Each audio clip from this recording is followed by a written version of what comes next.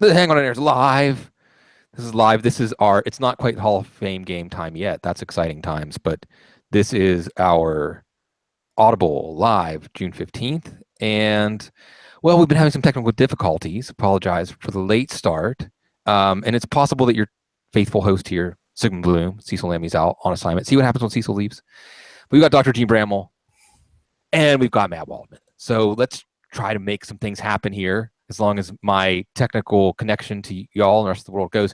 Gene, let's talk about Tyler Lockett. It seems like things are looking good, maybe on target for the start of minicamp.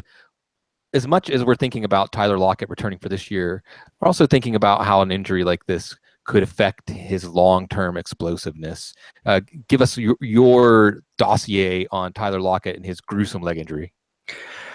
Yeah, gruesome is a good word for it. I think, a lot of it has to do with whether or not he has any atrophy of the muscles around and how long that lasts, and whether or not he's able to gain back the symmetry in his leg muscles that he had before that. And we're hearing good things out of Seattle right now, so hopefully that's going to prove to be the case. I think, oftentimes we try to catch looks, and HD cameras make it a little bit easier for us to do so, as to whether or not you can remember we talked about Peyton Manning's arm, and you could see a difference on one side versus the other. We've talked about that, and players recovering from various muscle injuries, you can see a little bit of difference just on the TV screen.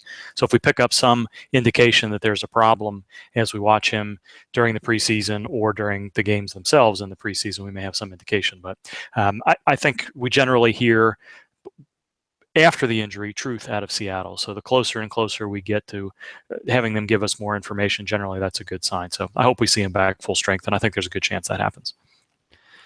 Gene, rookie Ardarius Stewart, the slot receiver out of Alabama, he looked like people were talking about him challenging for the third spot, maybe the slot job, and now he's gone surgery to repair both groin and thumb injuries. So can you tell us a little bit more about any of that? I think the interesting thing, well, too, we see so many Alabama players end up having surgery at some point between the end of their final season, whatever that may be, junior or senior year, and the beginning of mini camps. And some players are having surgery before the draft, and some players are waiting until after the draft to have surgery. And it's multiple surgeries at the same time. So I don't think there's been specific indication of exactly what the thumb or groin injury was. You can speculate on what those are, whether they be sports hernia related or, something else going on with the thumb. But it does not sound like they're planning on him missing time. But I always get concerned with pass catchers and defensive linemen when they miss time early in the year. Not that a wide receiver absolutely needs every last rep, but when you're in a situation where you are with the Jets where they're turning over the offense entirely, you don't really want a young player to be falling behind that first year. And I'm not suggesting that Ardarius Stewart's going to have a lost year necessarily, but you'd really like to see him ready to go early in camp. And the longer this lingers, if it does, into camp, the more concerned we have to be for him this year. Another rookie, we were talking about Mike Williams, another rookie falling behind. One of the players speculated about when Williams was drafted was Keenan Allen, coming back from an ACL tear, but Keenan Allen ahead of schedule, chomping at the bit, it sounds like, where the team is actually slowing him down. And then we have his former teammate, Danny Woodhead, with Baltimore. Now, these were two players, Gene, who tore their ACLs very early in the season.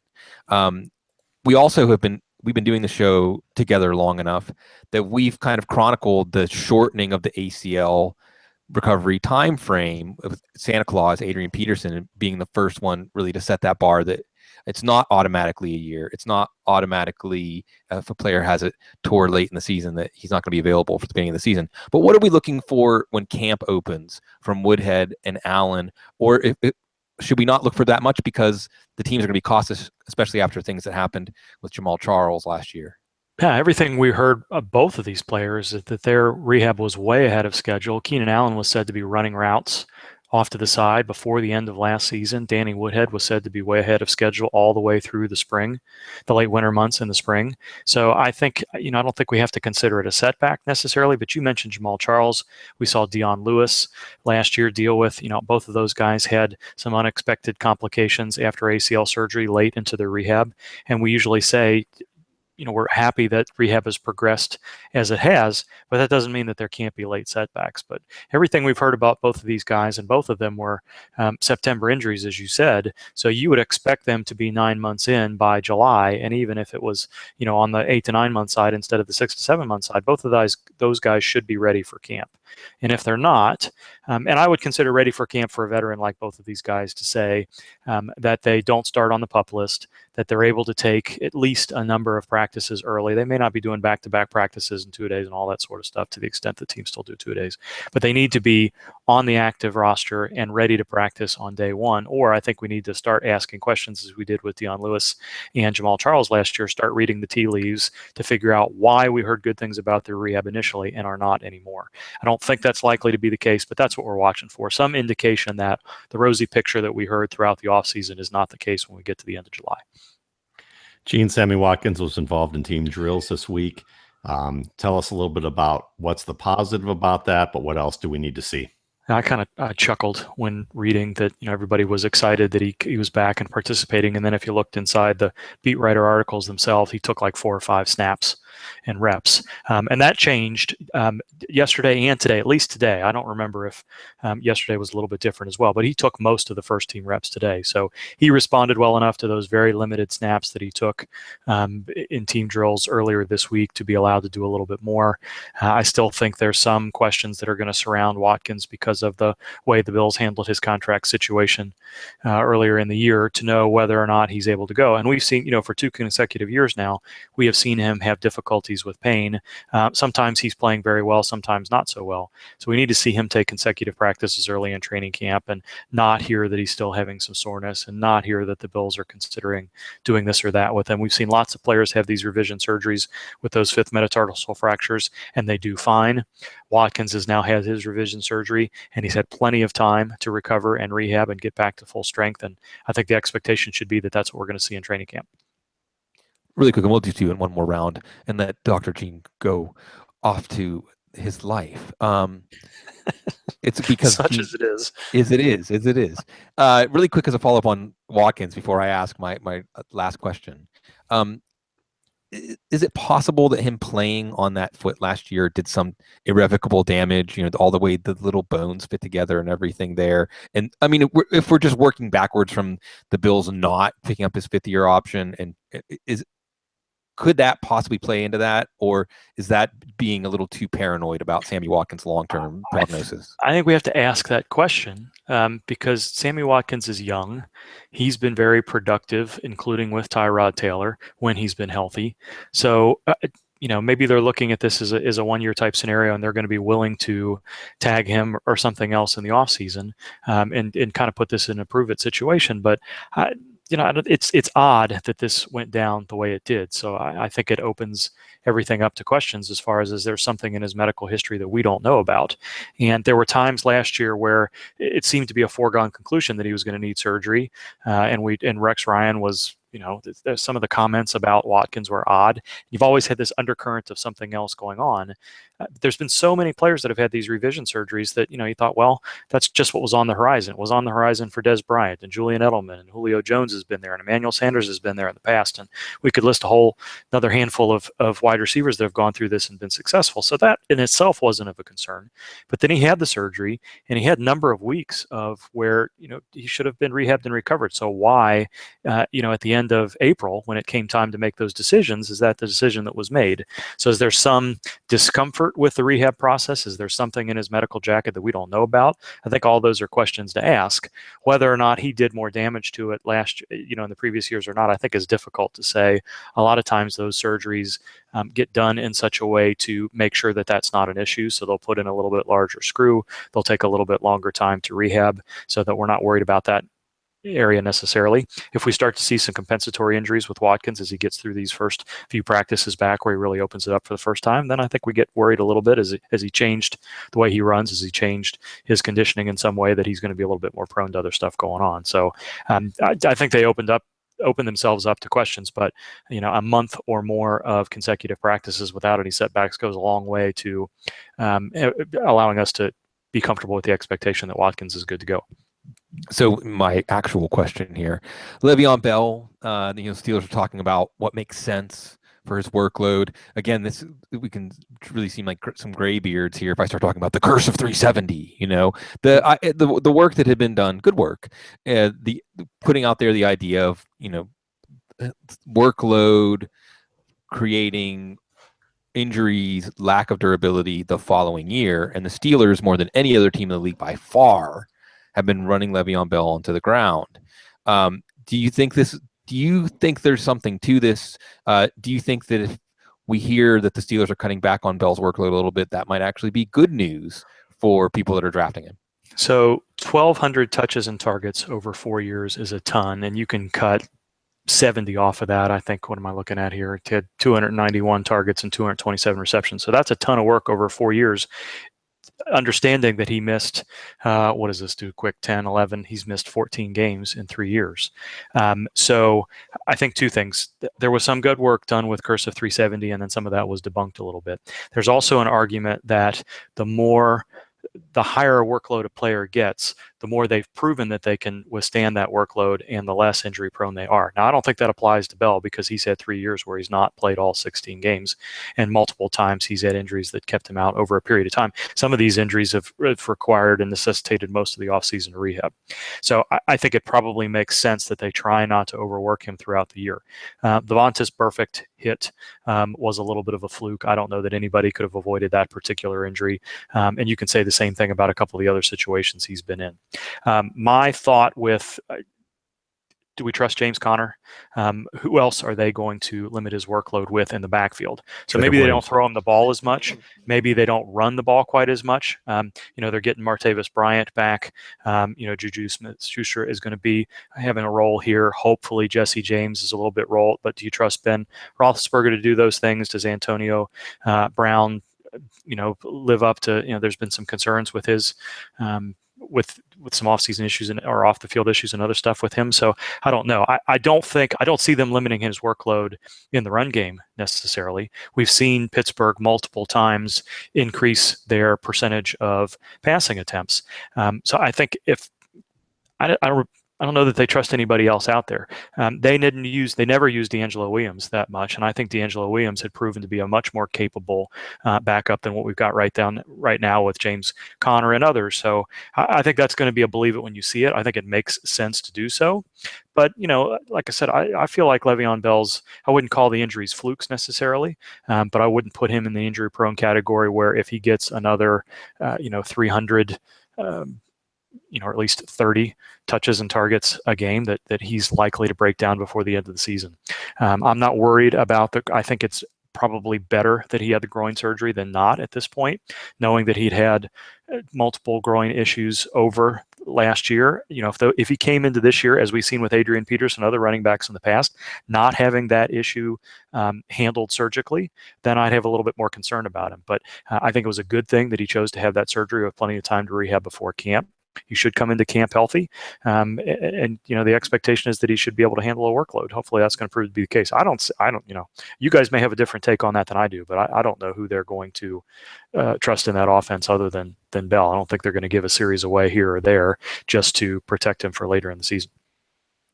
All right, Gene. So this is never not going to be a Steelers show, and I'm glad for that. But thankfully, just for once as a vacation, this is not a Broncos show. So I just have to say that. All respect to Cecil, but yeah, this is not a Broncos show. So we're going to talk about the Seahawks a little bit and contrast Le'Veon Bell with Eddie Lacy, because Bloom asked a great question about Bell. So how does that differ from Lacy and his injuries? Is that more of a conditioning issue, or is it more complicated than that? And then the second part of my question is, behind the scenes of Eddie Lacy, we have one CJ Prosise, who I think is a pretty talented back who could sneak up on fantasy owners by the end of the year if Lacy does what he's done in recent years and Thomas Rawls does what he did last year. So my question for you is, CJ Prosise has had some shoulder issues this past season. So tell me two things. One is talk about Lacy compared to Bell and whether or not that's, whether there's, what you answered about Bell applies to Lacy or it's different. And then tell me about CJ Prosise's shoulder and how certain shoulder injuries may differ from others and which ones are more concerning for running backs. Yeah, there was a little bit of concern about Prosise's injury as the beginning of the offseason, and I wasn't sure I understood that. I think he was, Seattle, we don't hear always exactly where injuries are, but when you hear broken scapula, it's going to be a minimum of 8 weeks, and sometimes it's going to take a little bit longer to recover. They wanted to make sure that he was fully recovered before they brought him back. So, maybe it took him a little bit longer than was originally reported to come back toward the end of the year, but that's an injury where it's a broken bone. It's not like a labral injury where you're dealing with an unstable shoulder. It's not like a rotator cuff or labral injury to a wide receiver where you really don't want them reaching away from their body and having a little bit of difficulty there. So I don't have too much concern with Prosise at all. As the offseason wore on in February and March, I think all the reports suggested that he should be fine for OTAs. And I think all that we're hearing right now is that he's going to have a larger and larger role in the passing game. I think Lacy's issues are diametrically opposed to what we see with Le'Veon Bell. I haven't heard any concerns about conditioning with Bell. In fact, what we heard early in his career was that he appropriately lost a little bit of weight. It made him quicker, and it fit his game a little bit better. I don't know that we can blame every one of Lacy's injuries on conditioning. The ankle in particular, probably not a conditioning injury. Did poor condition put him in a position to where the ankle could be injured a little bit easily? Possibly, but we're stretching as we start to talk about things like that. There is a reason that the Seahawks put that staggered conditioning clauses into his contract. They wanted to see if anything motivated him to keep his weight down in the hopes that it would. Is they want him playing at a weight where he can be effective and productive. And so far he's done that. He's got to keep his weight down, and he has to prove that it's not bogus weight loss, that it's good weight loss, and that he's getting in better conditioning as he does it. We've seen, we had a conversation a couple of months ago about guys failing drug tests because of conditioning issues one way or the other. So, the hope is that he is able to make it through the first couple of weeks of training camp without any soft tissue injuries because he's not in condition. So that's not a concern with Bell at all, and it is with Lacy. And of course, the toe issue, the rumored toe issue that caused him to fall in the draft. We'll see. We will always get to see Dr. Gene Bramwell. You know him, you love him, and we appreciate your service, the good doctor. I'm just impressed that we made it all the way through these 20 minutes. Every time you asked me a question before we got started, we lost Bloom, and we were going to blame it on me, but Bloom was back. No, you didn't want him to ask you certain questions, so you kept freezing him out. Yeah. It's always the case. It is. That's the case in all my lines of work. Don't ask certain questions. Say no. You guys don't get in a car with Gene. I think it's fun when you didn't want to hear. When you ask me about Greg Childs again to see if you could just surprise me if I'm paying attention on that. I've been waiting for the Greg Childs off-season question. Now it's all right, boys. And I got to think of somebody else now. Derek Newton. Enjoy your week. We'll talk with you, Derek Newton. Yeah. All right, boys. We'll see you. Good night. Good night. Sweet Doc. Yes, Matt, it's like our own little miniature couch again. We get a chance to just wrap a little bit. I'm going to take a low hanging fruit first, and you did we're going to talk about running backs, partially about your article this week, the Gut Check 399, and but before we jump into running backs, Jeremy Maclin, slot receiver, Baltimore. Lots of targets up for grabs. I know that you were touting him as someone to not overlook in Kansas City's offense. Now, is it possible? I'll just boil this all down as true or false. Maclin the Raven is worth more than Maclin the Chief. I think that's false, but I think that it's still Maclin the Raven is still a decent value for fantasy owners in drafts because of the fact that they've lost Steve Smith. They lost Dennis Pitta.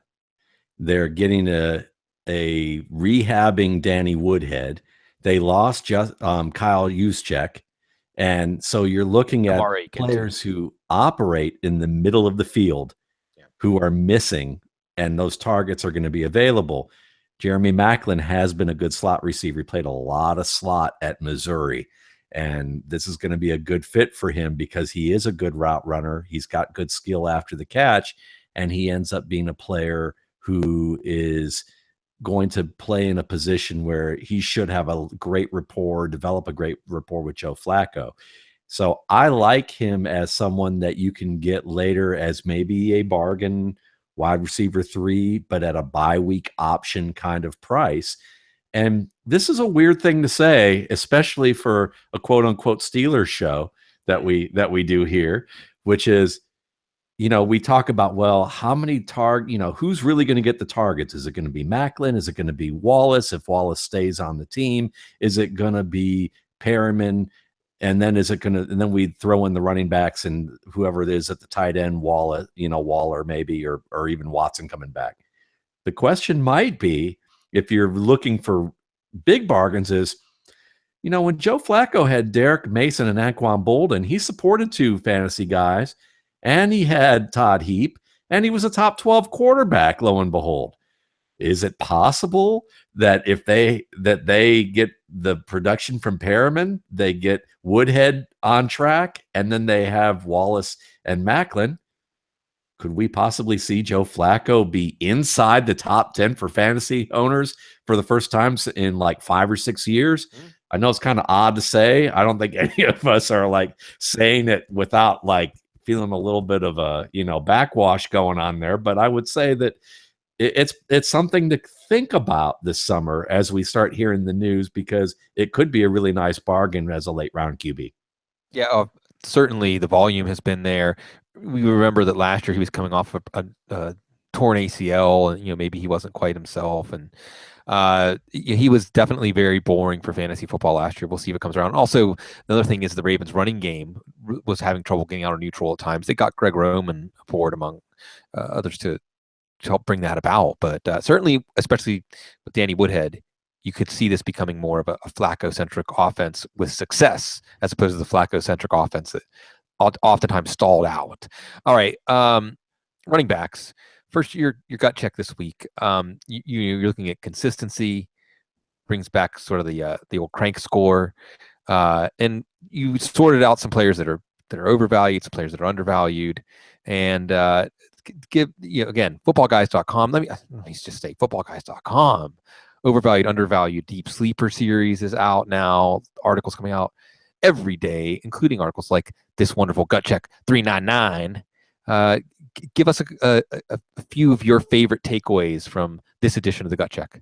Sure. And, when I talk about consistency, what I'm looking for is quality of games. It's been something I'd been doing since 2004. And I stopped doing it because I was using what I called the crank score, which was kind of a variation on top of that to try and determine something predictive. But I really didn't feel like it gave a rock solid predictive element to it. So I just still kind of stayed away from it for a while. But the consistency aspect, where you're just looking at tiers of average values based on whatever period of time you're measuring and seeing how well these players perform to tiers on a per game basis, is still valuable information to help fantasy owners by looking back at that and then going forward to kind of determine how much has changed with those teams. So guys that I found that were maybe overvalued, James White is a guy that I think, while he's turned out to be a guy that is a favorite for many and has had some pretty good, PPR looking promise, he's a guy that still is on a packed depth chart right now. And when you look at the fact that he was only no worse than a bye week option only 50% of the time, that doesn't look very good for his ADP. I think he's a little overvalued at this time. Theo Riddick's another one where you love his game, but if Amir Abdullah truly stays healthy, then you're probably looking at Riddick seeing a little bit of a reduction in his opportunities. So then what happens is that fantasy owners are looking at Riddick's ADP kind of more as they're taking him at a certain time because that's where his ceiling is, as opposed to where really a good baseline value should be. So I think they're kind of picking him early by projecting what they think the ceiling will be. Another guy that I like in terms of maybe a cheap rental with potential is someone like Charles Sims, because you look at Doug Martin being out for a few games, and we saw what Sims was able to do a couple of years ago when he was healthy. And to me, it seems like that he's going to produce no worse than a than a bye week option. I mean, he almost 90% of the time he was at least a guy that you could plug into your lineup in 2015 games, even when Martin was playing at a stud level. So that tells me that's not bad. I think Woodhead, if he continues to show well in camp, is very underrated just because of Dixon's suspension. You know that Juszczyk's gone, Pitt is gone, Smith's gone. Woodhead's going to get those red zone opportunities if the Ravens have any advanced scouting or smarts about why they picked him, and I'm sure they do, because he's a wonderful red zone player, both as a receiver and a runner behind a developing offensive line that I think will play better. So, you know, you got a player that Flacco's targeting a lot right now, which tells me they're going to be looking at that. And then guys that I think, you know, give you some risk reward.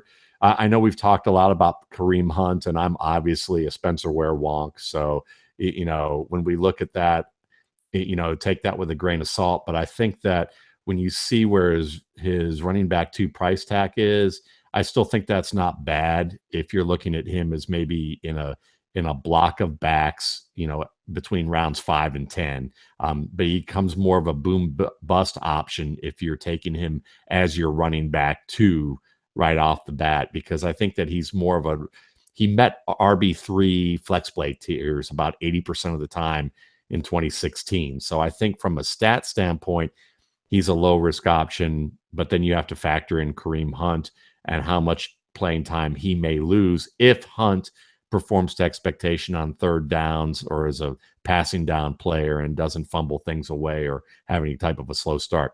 Coleman and Ware are almost essentially alike statistically when you look at their consistency. But when you look at a guy like Coleman, I think the thing is that you need a Devonta Freeman injury for him to have the huge upside, whereas you need Ware basically to stave off Hunt, and Hunt has more to prove in that essence. So I would say that, you know, Coleman's a nice play that you can have, you know, that you draft and look at him from, you know, a guy who's going to be able to give you maybe huge upside if Freeman gets hurt, but you're kind of waiting on that for him to really explode. Otherwise, you're looking for kind of like, you know, peaks and valleys from him at this stage. So, I mean, those are some players that I think from a, you know, overrated, underrated type of play are interesting that come from that study. And the theme here seems to be receiving backs. And I actually am starting to join you on Spencer Ware. Certainly his ADP has fallen enough that he's palatable, 5th, 6th round. And I'm going to talk about the article that I wrote this week about running backs. And then the running back brain dump is coming. But Spencer Ware, it was a tale of 2 seasons. And I think that if you were to break down those consistency scores based on week, and this is one of the things I discovered doing the article that I put out this week, that the first half of the year he was a running back 1 in PPR leagues. Then he had a concussion, and then he wasn't, and he wasn't the same. And with a full off season, will he go back to being the running back he was? So there, and I like the way you tell the story of here are the factors that would trigger ceiling. Here are the factors that would trigger floor. And thinking about that, and you're absolutely right that with Kareem Hunt and really any rookie outside of that top 4, and we'll talk about some of the rookies, penciling in automatically. You know, Samaje Perine, I know that, you know, we have this love fest for Samaje Perine, and I think that it's pretty objectively true that he offers more than Rob Kelly, but Rob Kelly's going 6, 7 rounds after him right now. And one of the things I want to just chime in on Woodhead really quick, as I'm writing the running back brain dump, and I'm getting to the part where I'm just looking at the schedule and seeing what jumps out about the schedule, and not looking at Baltimore's schedule, but just knowing that with Woodhead, you get 4 games where he is the primary third down, passing down, 2-minute drill, probably a lot of the goal line work, not goal line power running sets, but red zone packages. And that is a role that he has turned into near running back 1 numbers. So even if you just take Woodhead in the 7th, 8th, 9th round to get those first 4 games, assuming Dr. Gene keeps giving us good reports and we keep getting good reports out of Baltimore, that's in and of itself something to maybe give you a lean towards taking Woodhead. Before I jump into the article, though, on the subject of passing down backs, and I like to think of draft strategy sometimes in reserve a pick in this round for this player. But I actually think you can reserve a pick in a round for a choice. I was in staring at running back stuff a lot over the last week or so, Matt. There's 3 running backs going around the 6th round that all offer that story. And it's funny, too, because you brought up Theo Riddick. And I think, and we didn't ask Dr. Gene about his dual wrist surgery, both wrists, like, a bad ice skating accident or something. I don't know. He caught himself. Gone wrong. Yeah, exactly. Headstands. But there's one Amir Abdullah. And, of course, you've been very much a fan of his skills and married to his talent. And that is matching reports. As part of my article that I wrote about weekly ceiling as opposed to weekly consistency, I saw that in week 1, when Riddick and Abdullah were on the field, the only game they started and finished together, they were both top 10 running backs in PPR leagues. So Riddick is not, Abdullah is, I think, more of an obstacle to Riddick getting anywhere close to the ceiling he demonstrated last year. But I don't know if that's true for Riddick being on the field as an obstacle to Abdullah. Then there's Ty Montgomery. Ty Montgomery has his first full offseason as a running back. Maybe the variable, as we're seeing in a report this week, is pass protection. In some ways, you might argue that Ty Montgomery was Christian McCaffrey before Christian McCaffrey, not necessarily in a pure talent level, but in the way you would deploy him. We had him with some 10-catch games last year. And again, on the same subject as Spencer Ware, if we're saying, well, rookies are standing in the way, yeah, unless we're talking about your Joe Mixon, Dalvin Cook types, that isn't necessarily as big an obstacle. We should probably be shading our projections and rankings more towards the rookies not being in the way, although I know you're a big fan of Jamal Williams. And then one Bilal Powell movement. And there's the youth movement with the Jets. They're not going to cut Matt Forte because his money is guaranteed, but it would seem to indicate that as the year goes on, they'd be more likely to look at Powell. I know you've been a big fan of Powell in the past, and we saw Powell at the end of the year be a strong, even borderline elite running back one when Forte was marginalized. So all 3 of these guys, Powell, Montgomery, and Abdullah, they all fall into the group for me, Matt, that 3-4 weeks into the season, when you're writing a gut check column or we're doing a live Audible, we might be talking about them as running back ones. They're all available around in the same round of the draft. So it'd be difficult to get all 3. Who would you take, or is there one that maybe you'd say definitely I wouldn't take? That's a great question when you're looking at these guys. And I'd say the most talented of the 3 to me is still Amir Abdullah, and injuries and fumbles were the 2 issues there for him. I think the fumbles are the correctable part, and I think that they will probably be corrected. The injury issue, again, he was pretty healthy at Nebraska. I think the fact that this is a similar drumbeat as to what Dirk Cutter did with Doug Martin a couple of years ago in 2015 when Martin was a top 5 back, which is he's our starter, period, spring, over, and I think that's what they've done with Abdullah. Abdullah is, so far the drum beats is pretty steady and loud with him, and it's only going to get louder. I feel like that when you look at Matthew Stafford, he kind of gets a bad but somewhat deserved reputation as being inconsistent. But another article I did this week is on the decade's most consistent quarterbacks, and Matthew Stafford is actually in the second tier of quarterbacks. Wow. Over in the 60 to 70% range as a QB1 over the games that he's played. And when you look at that where his inconsistency is that sometimes he has one of the highest elite percentages as a top, one of the top quarterbacks of the week in any given week in that tier, but he also has one of the highest subpar tiers, meaning that he wasn't even starter caliber. So there's a little bit of a swing in that second tier with him. But the thing is, when you look at his team and that narrative that I buy into is he had Calvin Johnson and nobody else. And then last year he had basically a bunch of running backs, if you count Golden Tate as a running back, because I kind of almost do as a receiver with him. He's a running back who can make rebound-like catches, and that's a fantastic gift to have. But where was the route runner who was healthy, who knew the system for a couple of years and had rapport with his quarterback? Wasn't Marvin Jones. So this year it may be Marvin Jones. You get Ebron healthy. Hopefully maybe he does something, but if not, you still have Abdullah, you still have Riddick, you still have Tate, and then you get Marvin Jones in that.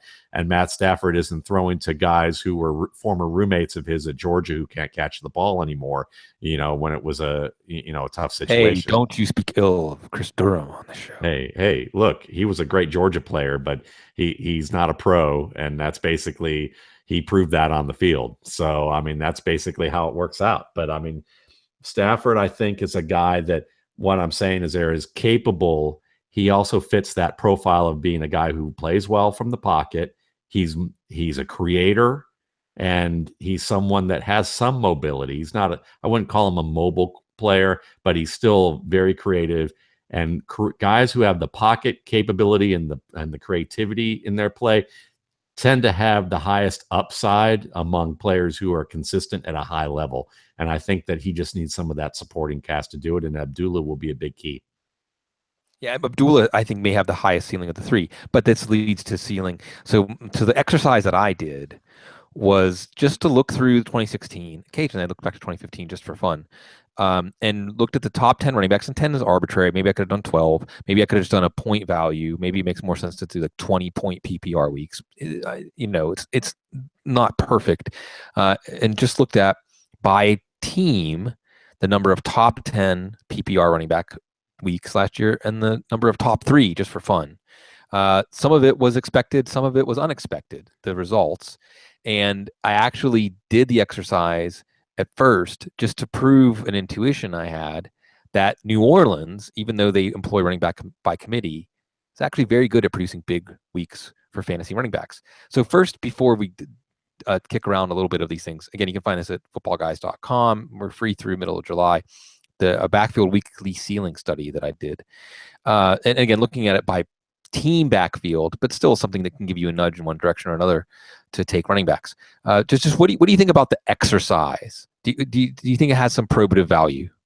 Yeah, absolutely. I think that's a great exercise. I enjoyed reading the piece because it was one of those where you really had some interesting nuggets there, like the Saints, as you brought that up. And I think that when you're looking at ceiling, it gives you an idea of, it kind of gives you a shortcut to talk about what's the surrounding talent look like.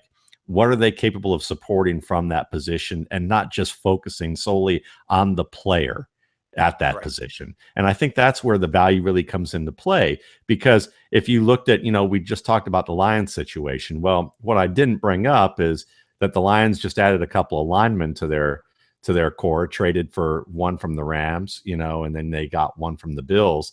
We'll see if those guys are proven enough to be an upgrade. But the fact that they're making moves right now reminds me a little bit of what Atlanta did much later in the preseason, and that worked out for Devonta Freeman.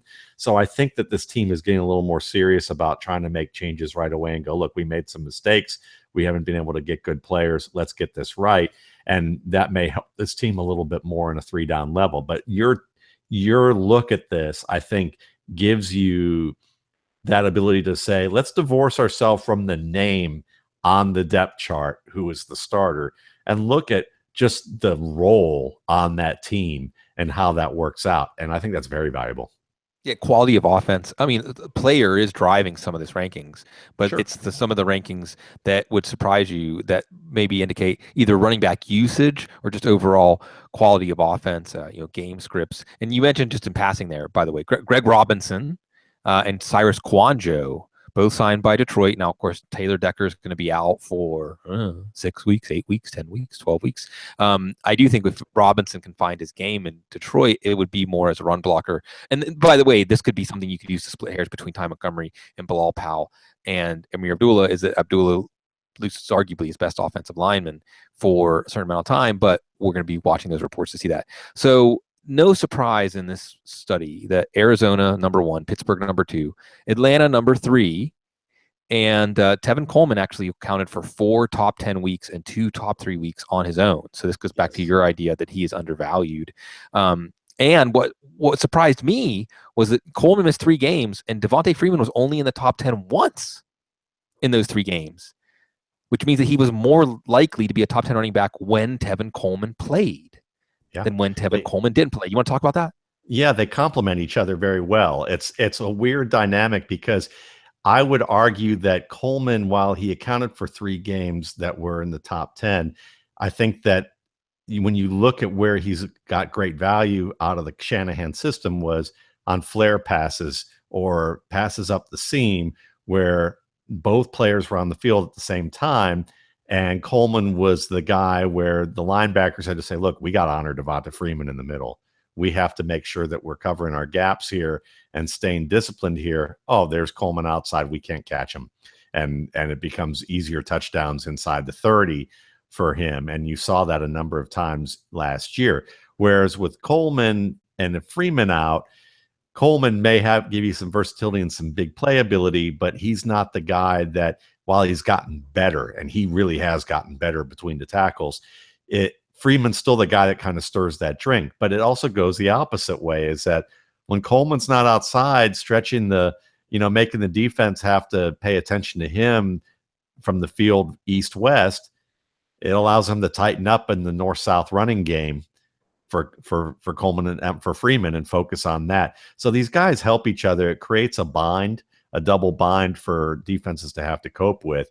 And I would just say that while Freeman may not have had the upside when Coleman was gone, he still had a high consistency level. He was just a notch below Bell and Ezekiel Elliott and David Johnson in terms of, high producing consistency of quality games. Whereas with Coleman, you had a little bit more of a swing, but at the same time, it's going to be fascinating to see who they resign or if they can resign both within the next couple of years. I would bet that Freeman right now, they're trying to do that first, obviously.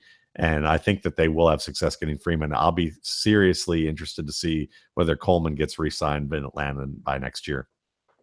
Yeah, definitely, because he is the kind of running back a team might look at and think, ooh, we can do more with him. We'll pay him for what we're going to do with him, partially because, not as much tread off the tires in his first 4 years as other running backs.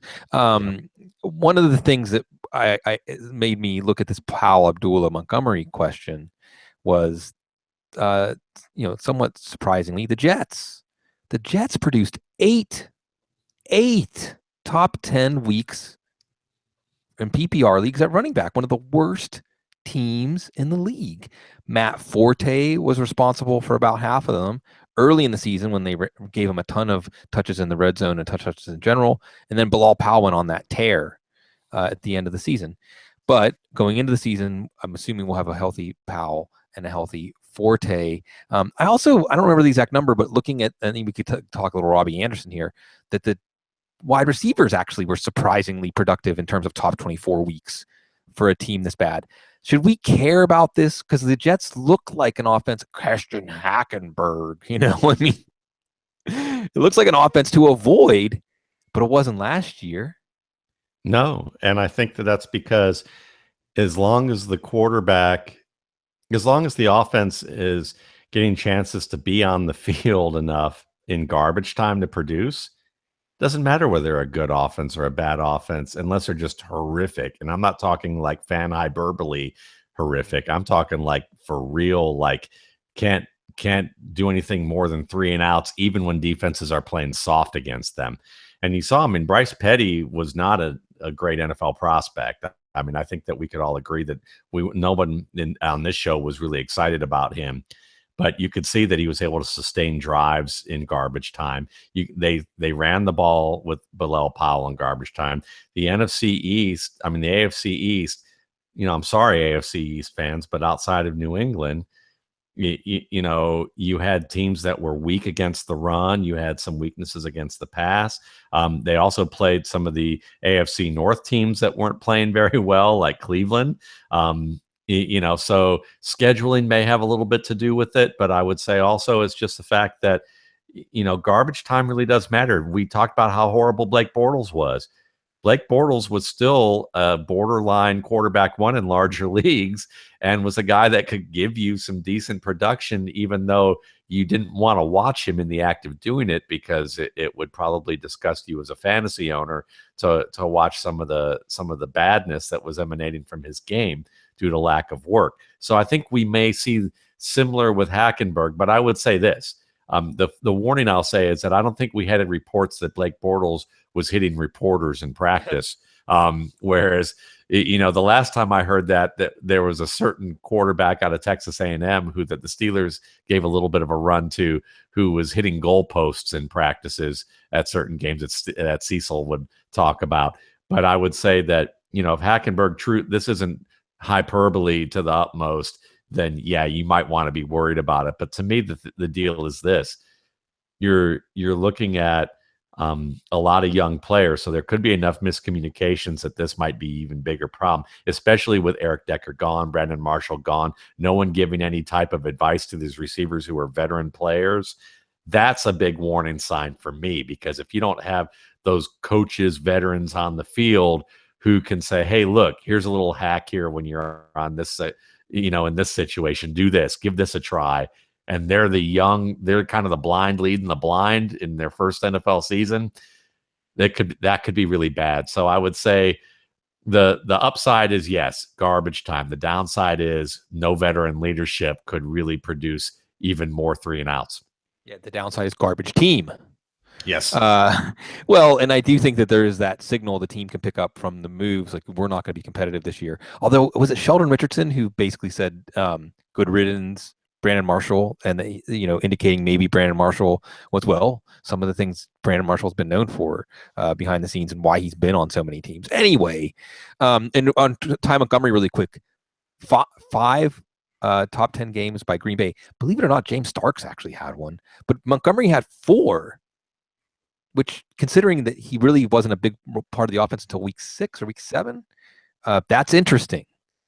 That's interesting. Yeah, and Detroit actually had 5 last year. Again, in week 1, it was Riddick and Abdullah. And actually, Zach Zenner had 1 and also had a number 11 week. Why are we hearing more about Zach Zenner? We'll go a little bit over because we started late.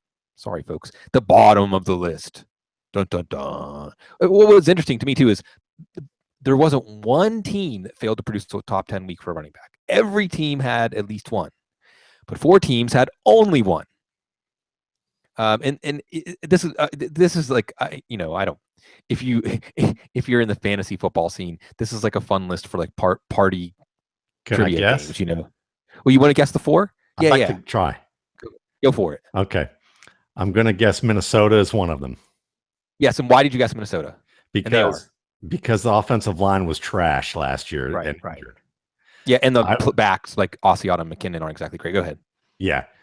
I would guess Los Angeles Rams. Yes. Okay, because Gurley struggled mightily. Yeah. Okay, so then I would say after that, Carolina? No, Carolina. Believe it or not, Jonathan Stewart was surprisingly productive. They were in a huge group of teams that had 4, and Cameron Artis-Payne actually had 1. It was just short yardage touchdowns. I don't know how much of that was the concussion by Cam Newton and them not using him in the backfield as a goal line option, but Stewart also had 4 top 10 PPR games in 2015, and he didn't play the whole season. So, nice. We have this idea that Cam Newton kills running back value because of his goal line running. But each of the last 2 years, they've produced 4 top 10, which, is about par for a team. So Carolina comes in okay. Okay, I'm going to guess one more time, and then you can reveal them when I miss this one. But the Ravens. The Ravens 3, but no top 3 weeks. And, Terrence West had 2 of them whenever he was able to get touchdowns. And he actually caught a decent number of passes here and there. But when you add in Danny Woodhead, when it's a Woodhead-Dixon-West committee, it's going to be tough. But all of these running backs are coming at reasonable values. The 2 other teams that only had 1 are Tampa Bay. Wow, that's right. Because, Doug Martin was terrible. So it was Jaquiz who had it. No, it was Charles Sims. You remember that week against Atlanta when 3 guys ran into each other trying to tackle him? Remember that game? Yes. It was Charles Sims that week. And the last one, the New York Giants. That makes total sense. And the New York Giants were really, truly the most abysmal backfield, because they actually only had 3 other weeks that were even in the top 18. Okay. So if you're even looking for like a solid running, so that to like most weeks, you could just write off the Giants' backfield. Gurley produced 4 top 16 weeks, and Minnesota produced 5 top 16 weeks. But so here's the proposition, and we'll wind up on this note with your chiming in. Which of these teams is the most likely to get out of the cellar here? Tampa Bay has a bulkier, quicker Doug Martin. The Rams have Sean McVay. But they did add Lance Dunbar, who I think is a more formidable pass-catching back than Benny Cunningham. Minnesota has Dalvin Cook, who Mike Zimmer, not one to gush about players, not one to gush about lots of things, was gushing about. And the Giants love Paul Perkins. So out of these 4, and also you can comment off you want, like, does this make you less likely to make Paul Perkins your sleeper flyer or Dalvin Cook your sleeper flyer? And the offensive line was addressed there, or to go in on Todd Gurley at 2nd or 3rd round ADP, or to buy into Doug Martin if you think that we're taking too big of a leap of faith after he kind of dragged this backfield down last year. I think the 2 candidates that I would choose would be Tampa Bay and Minnesota. Those are the 2 that I would go with, mainly because I am a Doug Martin believer. I've always been a fan. I think that the issues that he's had when he's been bad have been explainable. The issues that he's had when he's been good, we've seen the good narrative behind it. I think we're seeing a good narrative behind him at this stage where I can get with that. And that offensive line was young last year. Mm-hmm. We had a couple of rookies on that line. They've gotten a year's worth of experience and playing, and on all accounts, they're in better shape. You have a 3rd-year Jameis Winston who's actually played underratedly good football. And you're adding all these weapons who are now healthy on top of that. He didn't have healthy weapons last year. So when you don't have healthy wide receiver weapons, what do you do as a defense? Well, let's stop the run and make them throw the ball, And so I think that when you look at this situation, you also had young guys. I mean, Peyton Barber, I like a lot, but I mean, at the same time, Peyton Barber with a bunch of rookie running backs as your number 2 running back and a guy in your lineup a lot. Jaquiz Rodgers is your starter, who is a solid NFL player, but not the guy you want starting, on a regular basis. That tells you your 3rd, 4th, 5th string running back starting there, it's going to be a lot better with Martin, I think. And then when you look at Minnesota, I've never been one to take this analytical outlook that Dalvin Cook is not a good prospect. I think he's a terrific player, and you have to match the analytics with the style of play. And you definitely have to do that with running back. We've talked about this before because of the fact that with running backs, they come in all shapes and sizes and different types of skill sets that are within that position. And when you have a position that basically ranges from 185 pounds to 255 pounds, you're talking about the difference between, a big inside linebacker and a cornerback, and you could put a safety in between that, and you're spanning about 3 to 4 positions in the league within one offensive position. And you wouldn't judge an outside linebacker, inside linebacker, safety, and cornerback the same way based on their combine and how they move and what they do. But we do that with running back. One size fits all, and with Dalvin Cook, his style of game actually suits him, marries up well with his analytics. And some of the things that seem problematic really aren't. And I think that he's going to be a very good back in this league. And as long as he can pass protect and hold on to the ball, 2 big deals there, which is why I have him behind Tampa Bay at this stage. But if he's able to at least hold on to the ball, you're going to see some highs out of him this year. And if he can pass protect and get that down, you might see a guy who winds up being a top 10 back right out of the gate. But I think that, the fact that he's a bargain and people aren't treating him like Ezekiel Elliott in the drafts this year is a very, very good thing, because you would not want to go that high to get him. No, Cook like a 5th, 6th round pick in your drafts. Martin, 7th, 8th round pick. And if you notice a theme emerging here, upside down drafting, how do you like the sound of starting out with, Antonio Brown or Odell Beckham or someone like Julio Jones and maybe Aaron Rodgers, maybe Rob Gronkowski, or and Marshawn Lynch, something like that. Some of the safest players you got right there, the first 3, and you could take some chances. Yeah.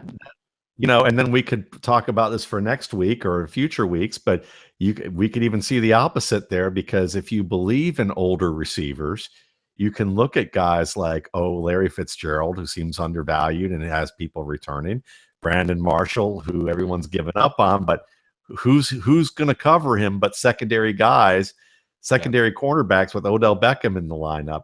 What about a rebound guy like Allen Robinson now? I mean, but we have like 3 or 4 guys who are quote unquote old, who are nice values, not to mention Jordy Nelson, who I think might be the best wide receiver in football.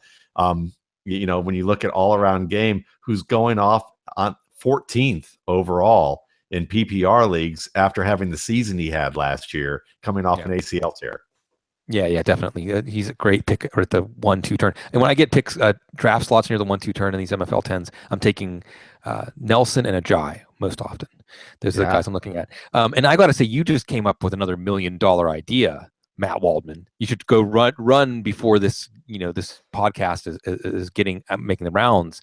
That someone really should look at the best, and it's not just running back. Wide receiver is another position where we lump together players that play a lot of different roles, and someone should break down those mock draftable spiderwebs. Wonderful work Marcus Armstrong does there, and those have become like a standard, not just in fantasy football, like the football world looks at those. What do the spider webs look like for the ideal slot receiver? What do the spider webs look like for the ideal vertical receiver? What do the spider webs look like for the ideal? I bet we could even do like Matt Harmon reception perception style. Like if you want a receiver who runs these 3 routes well, who historically have been those receivers, and what do their spider webs look like? And then you start having a much more subtle analytic filter than when you lump all these guys together. Likewise with the passing down back. You could even do just the best zone backs and the best power gap. And I would suggest too, I mean, one of the things that I've done in series at Football Guys this past month is profiling fantasy rich players at each position. You're basically looking at it by saying, okay, which quarterbacks support at least 2 fantasy pass catchers in their offense?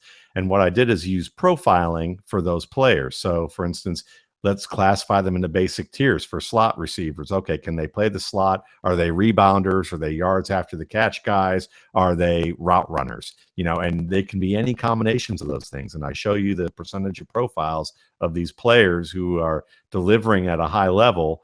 How many of them have these certain types of tiers? What do they have in common? What you may find is that yards after the catch is second only to route running. Rebounding, the thing that everyone talks about, which is, they have great vertical and they're tall, it's actually third on the list, or even further down on the list, actually, than other combinations. It's a nice thing to have, and it can be an icing on the cake thing, but it's not the cake.